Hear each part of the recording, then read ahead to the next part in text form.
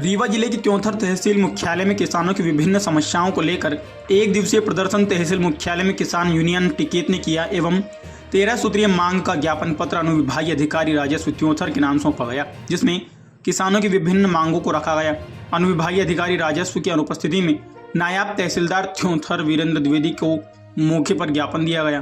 पत्र में जिलाध्यक्ष रीवा के नाम टिकेत संगठन द्वारा ज्ञापन सौंपा गया, जिसमें मुख्य वक्ता के रूप में इंद्रसेन सिंह रिटायर्ड शिक्षक रहे। आइए आपको उनकी जुबानी सुनाते उन्होंने क्या कुछ कहा। हमारे संवाददाता कमलेश शुक्ला के साथ दिनेश द्विवेदी की स्पेशल रिपोर्ट। संयुक्त किसान यूनियन के तहत सारे आंदोलन हुए और देश के किसानों ने पूरे दिल्ली पे मार्च करके दिल्ली को बंद कर दिया और सरकार को झुकना पड़ा और उस काले कानून को वापस लेना पड़ा। आज हालत ये है कि देश में डीजल और पेट्रोल की कीमत 20 से 25 रुपए बढ़ने वाली है, पूरा संकेत मिल चुका है।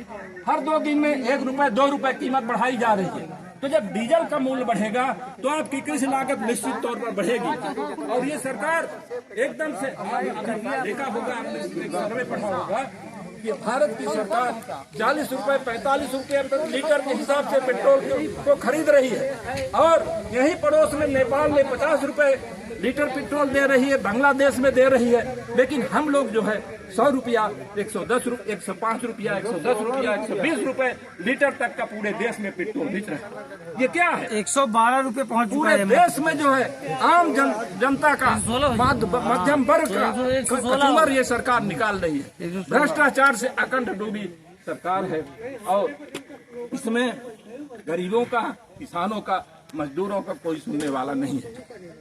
यहाँ पर सारे बैठे हुए कर्मचारी जो हैं उनको चाहिए, लगभग वो भी सभी किसान परिवार से ही आते होंगे, लेकिन किसान परिवार से आने के बाद जब वो अपने पद पर बैठ जाते हैं तो उन्हीं का शोषण करने पर आमादा हो जाती है। ये प्रवृत्ति गलत है। शासन स्तर पर उन्हें पर्याप्त मात्रा में वेतन मिल रहा है, लेकिन अगर ये प्रवृत्ति उनकी खत्म हो जाए तो निश्चित तौर पर काम हो जाए। काम में पेंडेंसी लाई जाती है जानबूझ करके। जब किसान का काम रुकेगा, किसी भी व्यक्ति का काम रुकेगा तो निश्चित तौर पे आएगा, रिश्वत देगा और अपना काम कराने की कोशिश करेगा। अभी हम देखे तहसीलदार साहब आए थे, बहुत नम्र थे, बहुत अच्छे से मिले, लेकिन मुझको ऐसा लगा कि जो पेशकार साहब थे उनका व्यवहार जो है अच्छा नहीं लगा, क्योंकि तहसीलदार महोदय को ये सब जानकारियां नहीं हो पाती हैं और भ्रष्टाचार अखंड बढ़ता जा रहा है। अभी एसडीएम कोर्ट में हमने एक आवेदन दिया था नहर के मुआवजे के संबंध। ये सरकार का काम है, उस राजस्व विभाग का काम है कि जितने किसानों के नहर के मुआवजे पेंडिंग है उनको भुगतान किया जाए। क्यों भुगतान पेंडिंग है नहर का मुआवजा? जब आपके खाते में पैसा आ गया है और नहर का मुआवजा नहीं मिल रहा तो इसकी जिम्मेवारी कौन होगी? अभी मैं जन सुनवाई में कलेक्टर से मिला था इस प्रकरण में। उन्होंने एसडीएम को फोन लाइन में लेते हुए कहा कि ये मुआवजा क्यों बचे हुए हैं, क्यों नहीं जो है भुगतान किए जा रहे हैं, और यदि आप समय पर मुआवजा का भुगतान नहीं करेंगे और किसान चला जाएगा तो ब्याज का जो भुगतान होगा वो आपके वेतन से काटा जाएगा। मेरे सामने माननीय जिलाध्यक्ष महोदय ने एसडीएम को फोन करके कहा था। ये स्थिति है।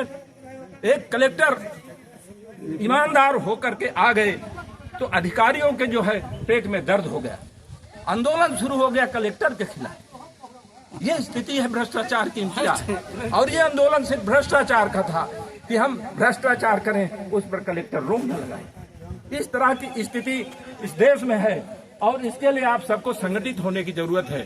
संगठन ही आपकी ताकत है और संगठन के आगे सबको झुकना होगा। विभिन्न समस्याएं हैं, आपने राजस्व विभाग की मुख्य समस्याएं देखी। किसान का सामना एग्रीकल्चर विभाग से भी होता है, कृषि विभाग से भी होता है। विद्युत विभाग जो बिजली की अंधाधुंध कटौती करता है। अभी आपने देखा, हमने कई किसानों के बिल देखे कि 4 हार्स पावर के बिल आए। 4 हार्स पावर की मोटर क्या बनी है बिजली विभाग में? किसी कंपनी ने क्या 4 हार्स पावर का मोटर बनाया है? लेकिन अंधाधुंधी है। वही कहे अंधाधुंध के राज में गधा पंजीरी खाए, ऐसी कहावत वाली ये सरकार है, ये बिजली विभाग है। 4 हार्स पावर के मोटर का बिल आ रहा है, कोई देखने वाला है? आज के इस धरना प्रदर्शन में डी को उपस्थित होना चाहिए, क्योंकि यहाँ पर सारे अधिकारियों को होना चाहिए कि जिस विभाग से संबंधित जो समस्याएं हैं उनको उनका ज्ञापन के माध्यम से अवगत कराया जा सके। पर माननीय तहसीलदार साहब आए और उन्होंने अपने विभाग की समस्याओं पर तो ध्यान दिया, और हमें आशा है कि तहसीलदार साहब बुजुर्ग हैं, सीनियर हैं, वो सब समझते हैं और वो समस्याओं को निराकरण का प्रयास करेंगे। लेकिन अन्य विभागों की जो समस्याएं हैं उस पर भी हमारा ज्ञापन तैयार है, ज्ञापन दिया जाएगा। वो सभी संबंधित विभाग के अधिकारियों को बुलाकर उस पर चर्चा करेंगे, उन बिंदुओं पर चर्चा करें कि जो 4-4 हॉर्स पावर के बिल दिए गए हैं, ऐसे ऐसे घर हैं जहां पर 2-3 CFL जल रहे हैं, 1500 और 2-2000 का बिल आ रहा है। मैं आप सभी से गुजारिश करता हूं कि आप संगठित हो और ज्ञापन अभी देना है। ज्ञापन की कार्रवाई बहुत समय से आप बैठे थे और इस भीषण गर्मी में प्यास भी लग रही है, पानी की भी। ये तहसील है, तहसील कार्यालय में ठंडे पानी की व्यवस्था कम से कम होनी चाहिए, पर यहाँ पर किसी भी तरह की पीने की व्यवस्था नहीं है। अब नया तहसील भवन तैयार हो गया, पता नहीं किसी मंत्री मिनिस्टर की तैयारी में होगा कि वो आए और फीता काटे तब लोकार्पण हो, तब तहसील यहाँ से चले। इसी में पूरा भ्रष्टाचार चल रहा है। अंत में मैं आप सभी को बहुत बहुत धन्यवाद और आभार व्यक्त करता हूँ कि इस भीषण गर्मी में आप लोगों ने समय निकाल कर, शासन का जो अलर्ट है कि आप इस भीषण गर्मी में न निकले, आप आए, बहुत बहुत धन्यवाद। हमें आशा है कि आप सब संगठित होंगे और संगठित होकर के इस किसान सभा की लड़ाई को आगे बढ़ाएंगे। मेरा आप सबसे भी अनुरोध है कि किसान यूनियन जो है, देश की जितनी भी किसान संगठन है, सभी को आप संगठित करने का प्रयास करिए। अभी मैंने देखा कि रीवा में जितने भी किसान आंदोलन हुए वो सब संयुक्त किसान सभा के अंतर्गत होते हैं। उसमें जितने भी किसान यूनियन हो, चाहे ऑल इंडिया किसान सभा हो, चाहे कैट की सभा हो, किसान सभा हो, चाहे सब उसमें मिले हुए, और इस तरह आप आंदोलन को तेज करिए। मैं तो अभी तक कर्मचारी था, बस अभी रिटायर्ड हुआ 4-5 माह हुआ, पर मैं भी किसान परिवार से होने के कारण किसानों की समस्या में हाजिर होना मैं अपना कर्तव्य समझता हूं, और इस लड़ाई को आप नेतृत्व में जो भी होगा हम लड़ने के लिए तैयार हैं। आपको बहुत बहुत धन्यवाद।